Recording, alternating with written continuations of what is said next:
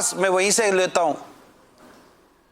1947 وطن عزیز کی آزادی کا سال ہے، اور آپ کی انگلش جو سال ہے ولادت کا، ڈیٹ آف برتھ جو آپ کی یہ سن آف برتھ، وہ ایئر آف برتھ، وہ آپ کا 1950 پتہ چلتا ہے.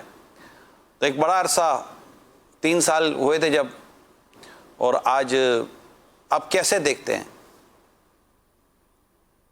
آواز امیل سنت کی؟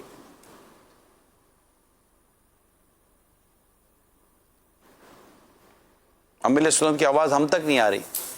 اما بعد فاعوذ باللہ من الشیطان الرجیم بسم اللہ الرحمن الرحیم الصلاۃ والسلام علیک یا رسول اللہ وعلی آلک واصحابک یا حبیب اللہ الصلاۃ والسلام علیک یا نبی اللہ الصلاۃ والسلام علیک یا نبی وعلی آلک واصحابک یا نور وعلی اللہ. آلک واصحابک یا نور اللہ. اب میں 3 سال کا، یعنی میرے تو 3 سال قبل پاکستان بن گیا تھا پاسپورٹ کی تاریخ کے مطابق.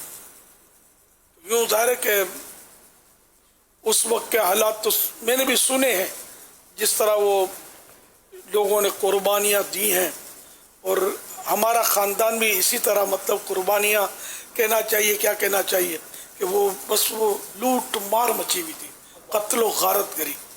تو بچا کے جو کچھ ہاتھ میں آیا لے کر ہمارا خاندان بھی ہند سے پاکستان کی طرف روانہ ہوا، اور باقی وہ لوٹ رہے تھے، لوٹنے والے جو غیر مسلمین تھے، بے دردی سے لوٹا جا رہا تھا، بے دردی سے بندے قتل کیے جا رہے تھے. جو بچ کر نکلنے میں کامیاب ہوا تو جوں تو بیچارے لٹک کر گاڑیوں سے، ٹرینوں سے، جو ملا ہو بھاگ کے. تو ہمارا خاندان آیا حیدرآباد، سندھ. یہاں یہ سب سے پہلے آ کر فروکش ہوا، یعنی یہاں آ کر یہ ٹھہرا. تو تھوڑا سا عرصہ حیدرآباد یہ رہے میرے والدین وغیرہ، پھر یہ کراچی آ گئے. کراچی میں میری ولادت سن 50 میں ہوئی. تو یوں ہمارا خاندان جو ہے غالباً یہ 47 میں ہی، ظاہر ہے کہ وہاں لوٹ مار کی وجہ سے بیچارے گھر چھوڑ کر اپنا جو کچھ اثاثہ تھا لوٹ کر یہ یہاں آ گئے پاکستان.